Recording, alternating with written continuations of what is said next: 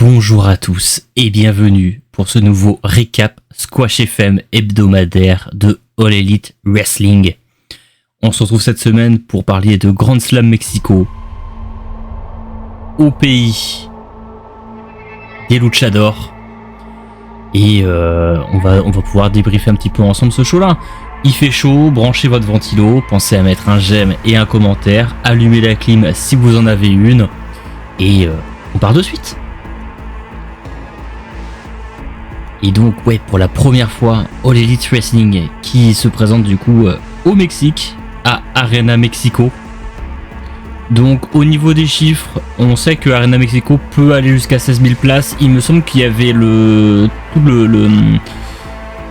cercle supérieur qui n'était pas mis en vente, l'anneau supérieur qui n'était pas mis en vente, donc le reste avait l'air d'être complètement rempli, donc je pense qu'on était dans les alentours de peut-être 11 000, 12 000 personnes sur place, à confirmer, donc je crois pas qu'il y ait eu de chiffre officiel. S'il y en a, n'hésitez pas à le mettre en commentaire, mais je pense qu'on doit être dans les alentours des 11 000, 12 000. En tout cas, un truc qui est vraiment plaisant, on était sur un public ultra vocal, c'était plein, ça faisait du bruit, et on était sur un format quasi classique de Dynamite, parce que le show ne faisait pas 2 heures mais 2h30, une demi-heure supplémentaire qui était la bienvenue. Perso, j'ai pas vu le temps passer, alors que j'avais un peu peur de rajouter encore 2h30, après on avait déjà eu 8 heures de show sur les 2 dernières semaines, alors sur des certes sur des formats où du coup il n'y avait pas de collision pendant le week-end, mais c'est quand même 4 heures à prendre sur la même journée, et c'était un peu difficile, je trouve. Surtout les milieux de show se faisaient bien sentir, donc j'avais un peu peur que ça pousse un peu, mais bon, la peur est vite passée. On était dans une belle arène pour un très beau show, et on a passé un bon moment. Et d'ailleurs on commence tout de suite avec l'arrivée d'Eggman Page, et la pop est monstrueuse pour Eggman qui derrière fait une promo en espagnol. Le public est heureux de voir Eggman parler en espagnol. Il parle un petit peu de toutes ses origines, de ses liens avec le Mexique. Il dit au début de la promo qu'il parle pas très bien espagnol, etc. Alors visiblement c'est faux. C'est un menteur, il parle très bien espagnol et va dire une promo de quasiment 5-6 minutes où il va faire tout du long en espagnol. Et moi mon espagnol est un peu rouillé, c'est de l'espagnol de collège, mais bon, j'ai à peu près compris ce qu'il disait. On est sur une belle promo de Babyface. Il parle de John Moxley, il parle du fait qu'il a envie d'aller prendre le titre, etc. Il parle du fait que c'est cool d'être à Arena Mexico, et donc il tease le fait que dans le main event du soir, il n'a pas le droit d'être présent au moment du match, mais par contre, il n'y a aucun problème pour après, on lui a rien dit. Donc on utilise déjà le retour de Adam Page à la fin du show. Mais une belle promo de Babyface, très franchement. Du coup, après, on entame avec le premier match du show avec la Don Callis Family, Hechicero et compagnie. Déjà, moi, je trouve que Hechicero, je sais pas il l'annonce dans les commentaires comme étant maintenant faisant partie de la Don Callis Family. Je trouve que c'est une belle addition. Je sais pas si ça va être une addition juste temporaire ou permanente. Dans tous les cas, c'est un super catcheur Hechicero, donc moi si on peut le voir plus souvent, que ce soit à CMLL ou à All Elite, moi ça me va très bien. Je pense que c'est un catcheur qui mérite à être plus connu, donc je vais pas gatekeep Hechicero, je suis pour que le plus de monde possible puisse en profiter de lui. Et si d'ailleurs vous aimez bien Hechicero, alors dans un style très c'est un style similaire mais très différent à la fois de catcheur très technique, mais je peux vous conseiller également, si vous avez apprécié ce catcheur là, de peut-être regarder les matchs de Shinya Aoki du côté du Japon, du côté de DDT, qui est également un catcheur très technique. Alors c'est très drôle parce qu'on voit que sur un même domaine, on peut voir 2 catcheurs faire les choses de manière très différente, et si jamais vous connaissez pas ce catcheur là, moi je peux vous inviter à aller jeter un coup d'œil. Et donc le premier match qui est un match à 14, beaucoup de monde sur le ring. Donc on avait dit Josh Alexander, Don Callis Family, donc Hechicero, Josh Alexander, Takeshita, Fletcher, Lance Archer et Volador Jr. qui font équipe donc contre Adam Cole, Atlantis, Atlantis Jr, Bandido, Brody King et Daniel Garcia et Templario. Et je crois que j'ai oublié Dax Harwood dans l'équipe des méchants très méchants. Avec une Don Callis très méchante. Atlantis, d'ailleurs, pour répondre aux petites interrogations, j'ai un ami du nom de Sofiane, vous le connaissez peut-être, qui m'a glissé dans l'oreille la raison pour laquelle Atlantis se faisait huer. C'est parce que le public mexicain considère que s'il a cette place-là aujourd'hui dans la compagnie, c'est par pur népotisme, à cause du fait que son père, existe déjà et donc qu'il n'a pas mérité sa place. Et donc voilà, c'est pas un Rudos, donc un méchant du côté du Mexique, ou un Rudos qui serait passé pour un Technicos, mais c'est vraiment un rejet du public d'Atlantis à cause du fait que ce soit juste un fils à papa, en tout cas de ce que le public mexicain considère. Moi je trouve qu'Atlantis ça reste un bon catcheur, après pour le coup c'est toujours bien que le public puisse se faire entendre. Donc on respecte le choix des Mexicains. Surtout que bon, ça offre quand même des réactions assez folles, je trouve. Bon, on va quand même parler un petit peu de Brody King et du t-shirt Abolish Ice. C'est pas dans l'autre compagnie numéro 1 qu'on pourrait faire ça. Hein. Je pense qu'il se serait déjà fait embarquer par les services secrets de WWE. Déjà, rien que le fait que ça puisse exister dans cette compagnie-là, c'est cool. C'est cool. Brody King porte définitivement bien son nom. Et puis bon, comme toujours, hein, soutien à toutes les minorités qui subissent l'oppression des majorités et on vous soutiendra toujours ici. Et derrière, on part dans le match.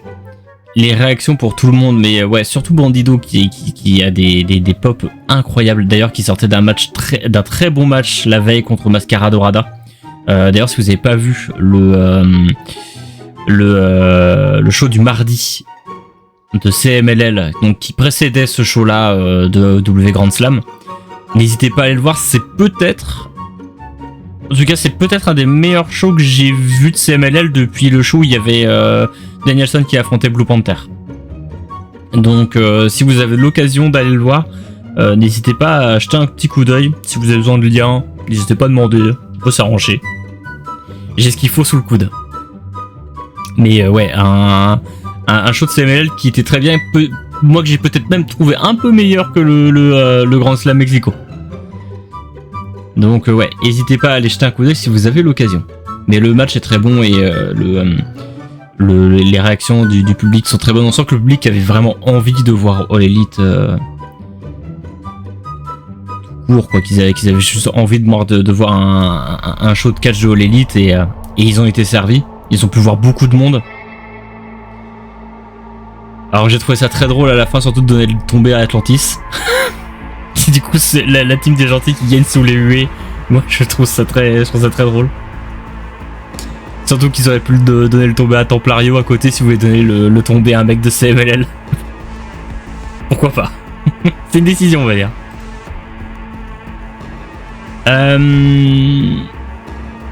Okada contre Mark Briscoe. C'est un match qui se regarde. C'est encore Okada qui traîne un peu la patte, mais qui est bon en fait dans ce domaine-là, parce que Okada il a pas besoin de faire beaucoup pour être fort, et c'est ça qui est bien avec lui. Là où en plus avec un Mark Briscoe qui est vraiment un gentil loser incroyable et qui est très bon dans ce qu'il fait. Je trouve que c'est une belle combinaison des deux. Moi j'ai bien aimé le match dans l'ensemble.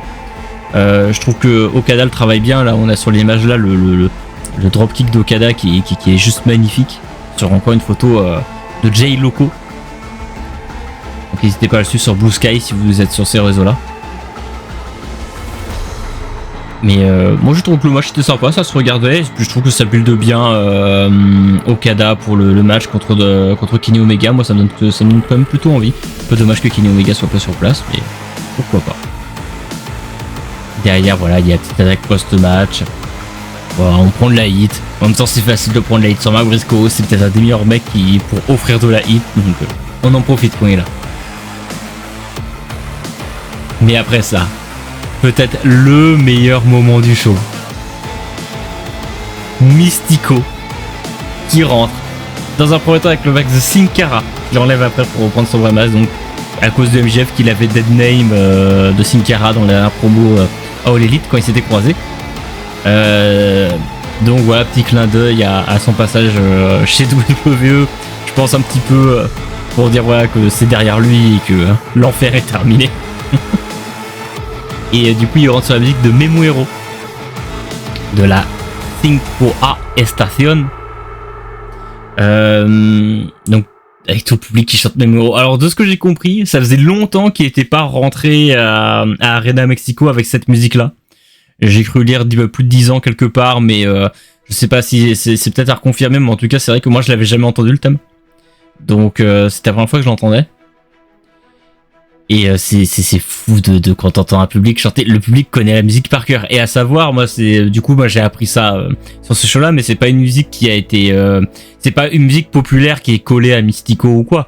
C'est une musique qui est écrite pour servir de thème à Mystico et elle est ultra populaire grâce à ça.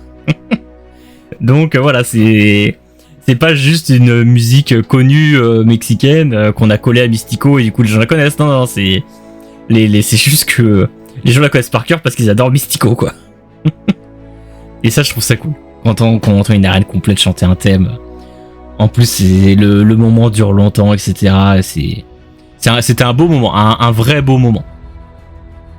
Peut-être un de mes moments préférés depuis le début de l'année en termes de catch tout court. C'est les moments que j'aime.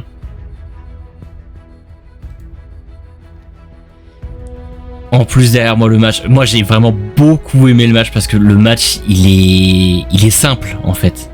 T'as MJF qui est le méchant américain qui veut humilier le héros national. De son côté Mystico il fait que d'Aura Farm dès qu'il a l'occasion de le faire.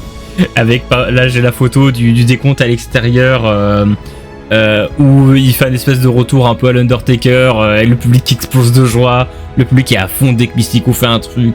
Et MJF prend de la hit en permanence. C'est le méchant très méchant et le gentil très gentil. Ça marche super bien sur moi j'adore ça.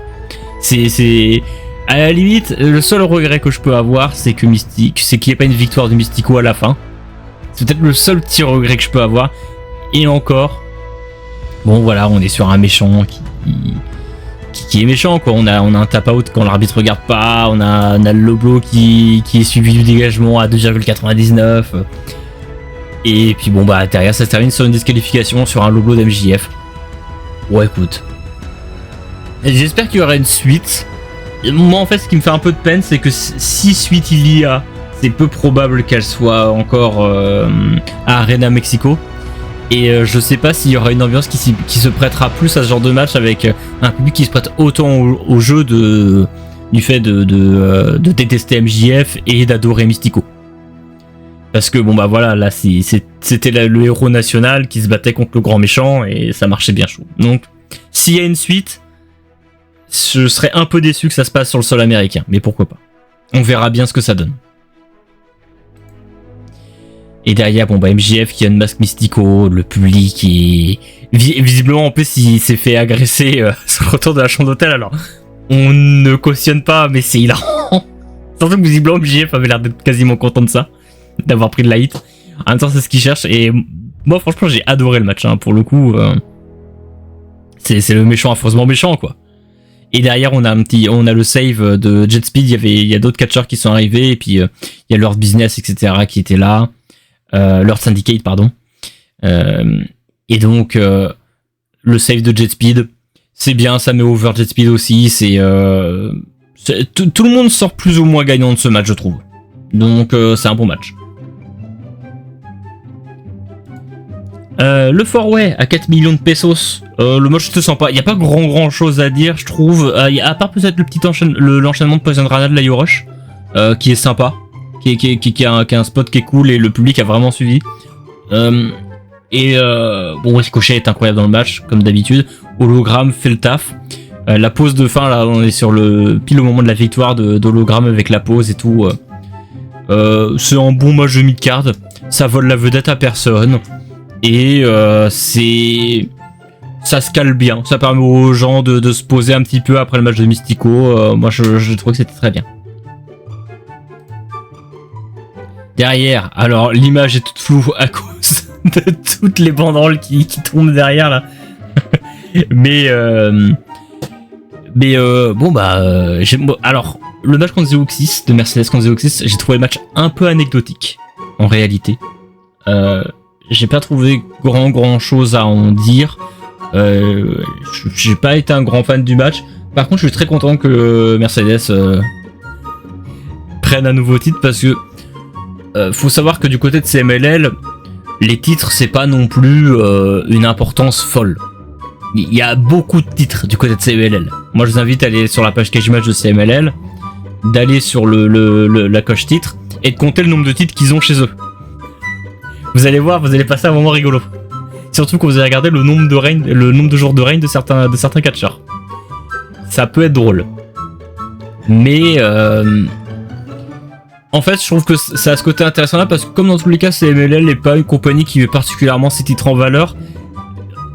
En fait, tu vas le mettre en valeur par défaut grâce à Mercedes Moné, qui est quelqu'un qui porte beaucoup de titres et qui actuellement porte beaucoup d'attention. En plus, tu rajoutes une couche au côté belt collector de Mercedes et ça marche très bien. En plus, elle marche très bien avec ça et franchement, c'est super cool. Et du coup, tu mets des yeux. Ça, en fait, je trouve que pour le coup, ça aide beaucoup CMLL de faire ça parce que dans tous les cas, le titre, s'il reste chez eux, ils en font pas non plus énormément de choses, on va pas se mentir. Et là, le fait que là, dans la foulée, il me semble qu'elle va affronter la Catalina ce week-end. Donc là, je sais pas quand est-ce que je vais upload la vidéo, peut-être vendredi ou samedi. Mais dans tous les cas, je pense qu'il y a des gens qui vont regarder ce match de la Catalina parce qu'il y a Mercedes Moné dedans.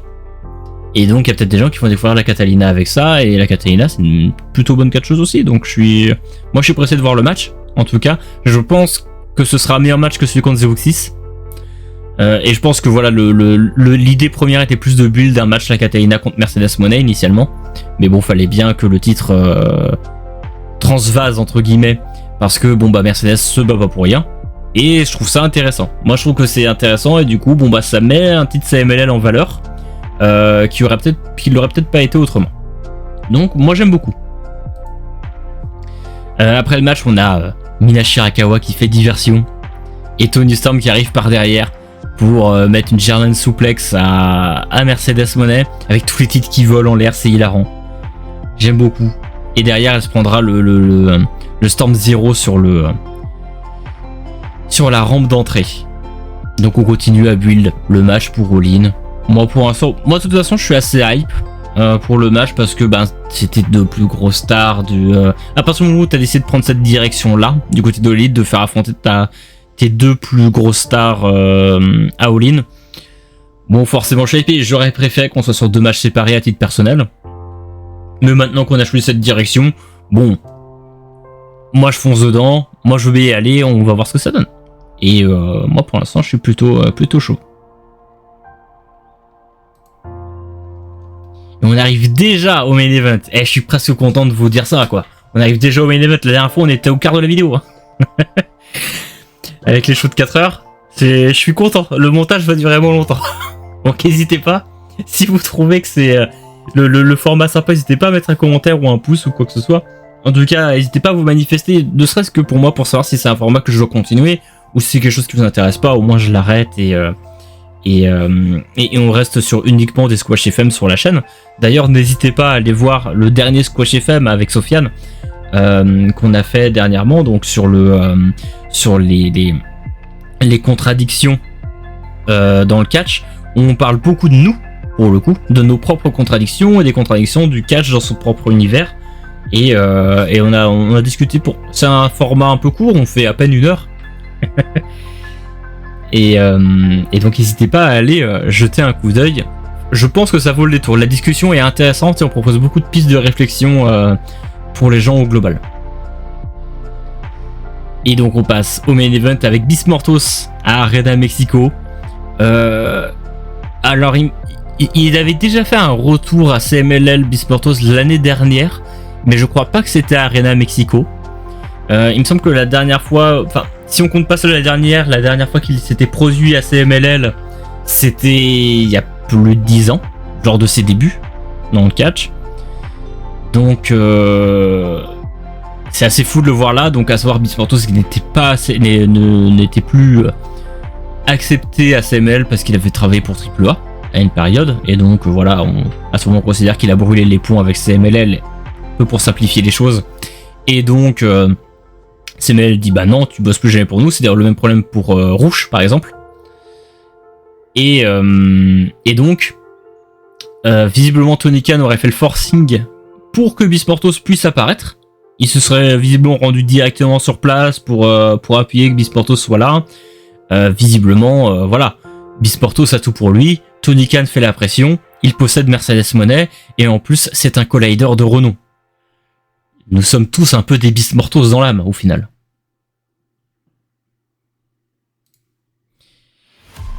Beaucoup de monde dans le match, beaucoup de monde. On va refaire le point sur tous ceux qui y avait dans le match. Mais bon, il y avait les Death Riders de Jon Moxley et Wheeler Yuta. Donc Bismuth dont on a parlé. On avait les Young Bucks également. Et en face, on avait dans l'équipe des gentils très gentils. On avait Shibata, Hobbs, Samoa Joe. Pop qui prend Samoa Joe également.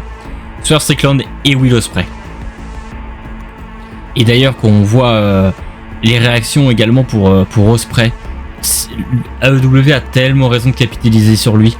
Parce qu'on voit que vraiment je pense que Will Ospreay, il a cette faculté à être un mec qui t'apporte des spectateurs parce que c'est un catcheur très impressionnant et c'est un catcheur qui se donne toujours à 200% en permanence en fait. Et c'est un genre de catcheur impressionnant qui te sort des spots impressionnants régulièrement et qui peut avoir un peu cet effet de Jeff Hardy, je pense, de l'époque NT1 pour pas mal de gens. Et pour moi, il faut que dans ce genre d'affiche, dans ce genre de main event, il faut toujours qu'il y ait du Will Ospreay. Les gens l'aiment et il a un thème qui est fou, que les gens ont envie de chanter. Et franchement, c'est assez sympa de voir que les gens suivent. Et il y avait aussi la pop pour Samoa Joe. Samoa Joe, franchement, c'est une légende. C'est une légende partout.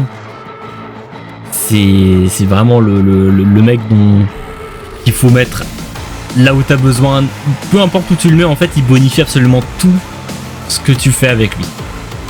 Et c'est vraiment le genre de mec qui est important dans ta fédération, quoi, parce que tu le mets dans ta division trio. Ta division trio, elle a l'air sympa. Tu le mets dans un main event comme ça, un peu foufou au final. Et un Samoa Joe va être là pour donner absolument le tempo de tout. Et ouais, bon bah le public d'Arena Mexico, c'est des connaisseurs, quoi. Forcément, ils aiment Samoa Joe. Donc derrière, bon, on a une victoire d'Hill pour continuer de build Moxley assez fort avant All-In. J'ai été étonné de voir que c'était Swerve qui prenait le tombé. Alors bon, moi je pense que c'est pas très important quand t'es un gros de prendre le tombé, mais il y avait des solutions de facilité dans le match. Ils ont décidé de ne pas prendre et de faire directement le tombé sur Swerve, ce que je trouve super intéressant pour le coup. Surtout voilà, vu que le match à venir est contre Hangman. Ça, moi je trouve que c'est intéressant que dans la narration que Swerve prenne le tombé là-dessus. Et c'est cool aussi que voilà, juste il ne bloque pas, enfin il refuse pas l'idée de prendre des tombées, quoi. Derrière, bon bah du coup Moxley qui tente voilà de faire des coups de Trafalgar, mais Hangman vient comme il l'avait annoncé au début du show pour faire le save. Il y aura eu un petit échange juste avant avec Moxley, mais c'est pas allé bien loin. Derrière, Moxley décide de partir en retraite. Et le show se termine là-dessus, sur la célébration des gentils à Arena Mexico. C'est un super show. C'est un bon but d'Olin encore. On construit bien le futur pay-per-view. Et c'est là où en plus All Elite est fort, je trouve, c'est que ils arrivent à raconter beaucoup de choses sans avoir besoin de faire beaucoup de promos ou quoi que ce soit. La plupart des choses sont montrées directement sur le ring.